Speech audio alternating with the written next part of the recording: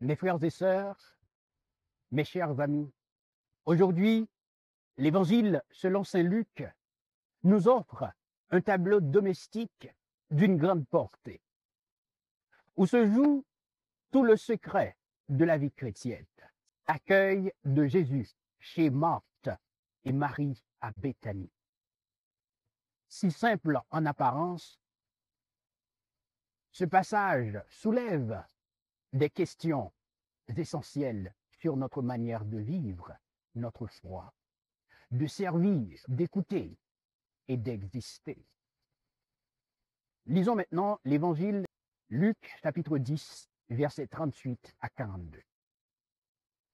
En ce temps-là, Jésus entra dans un village. Une femme nommée Marthe le reçut. Elle avait une sœur appelée Marie qui, s'étant assise aux pieds du Seigneur, écoutait sa parole. Quant à Marthe, elle était accaparée par les multiples occupations du service.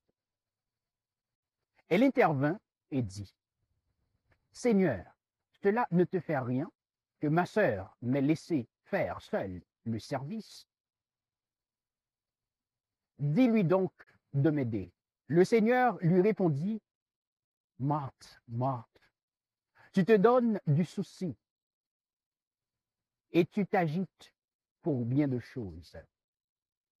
Une seule est nécessaire. Marie a choisi la meilleure part.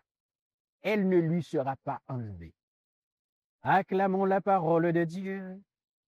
Alors, le passage que nous venons de lire commence par un geste familier dans la culture biblique.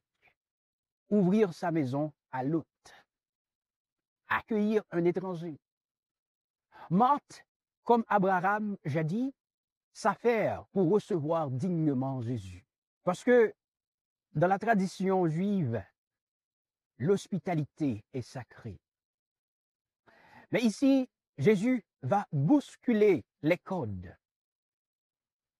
Il ne condamne pas le service, mais il rappelle que la priorité n'est pas l'activisme, mais la relation avec lui.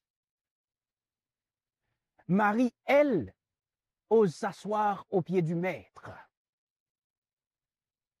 C'était une posture réservée aux disciples hommes à cette époque. Jésus ne la renvoie pas à la cuisine. Au contraire, il valide son choix, brisant doucement les barrières culturelles. Dans ce passage, Marthe et Marie symbolisent deux pôles de notre vie spirituelle et humaine. Marthe, l'active, l'organisatrice, celle qui veut bien faire, mais qui finit par être tirée dans tous les sens. Image de nos vies modernes. Souvent désespérées, stressées, happées par l'urgence. Marie, la contemplative, qui choisit de s'arrêter, d'écouter et de se mettre à l'école de la parole. Elle incarne l'audace de l'attention, la profondeur du cœur ouvert. Il ne s'agit pas d'opposer action et prière, travail et méditation. Jésus n'a jamais méprisé le service. Il s'est lui-même fait serviteur. Mais il nous invite à hiérarchiser nos priorités. Une seule chose est nécessaire. Notre efficacité ne vaut rien sans la présence, sans la relation vivante avec Dieu et aux autres. L'évangile d'aujourd'hui rejoint nos préoccupations les plus concrètes. Dans la vie spirituelle, combien parmi nous vivent comme Marthe? Nous prions, nous servons, mais parfois sans joie, sans profondeur. Il faut prendre le temps de s'asseoir, de psalmodier, de méditer la parole. Et cela, même si on n'a pas beaucoup de temps. Avant de s'agiter, avant de faire et de faire, il faut d'abord écouter. Dans la vie familiale, les tâches ne manquent jamais. Mais saurons-nous instaurer un Shabbat domestique, un repos domestique, un temps, même court, pour être vraiment présent au nôtre, sans écran, sans souci de performance. Je n'ai rien à prouver à personne. De la vie professionnelle, face au burn-out, sachons faire des pauses Marie. Quelques minutes pour respirer, relire la journée, prier ou simplement se recentrer. Notre travail sera alors prolongement de la prière et non son rival. Dans l'Église, la tentation est grande d'opposer les actifs et les contemplatifs. Or, l'Église a besoin de 2 pieds pour marcher. Le service et l'adoration. Elles sont complémentaires. Comme le disait Mère Teresa, Sainte Teresa de Calcutta,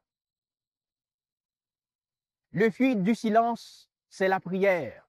Le fruit de la prière, c'est la foi. Le fruit de la foi, c'est l'amour.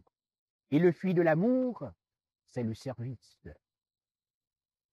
Alors, mes frères et sœurs, aujourd'hui nous apprenons que Jésus ne reproche pas à Marthe de servir, mais de se laisser troubler, de perdre la joie de sa présence. Il nous invite à désencombrer nos vies, à apprendre l'art du stop, à trouver la joie dans la présence plus que dans l'efficacité. Alors, mes chers amis, puissions-nous chaque jour choisir non entre action et prière, mais d'agir dans l'esprit de Marie, avec un cœur attentif, libre, ouvert à la parole.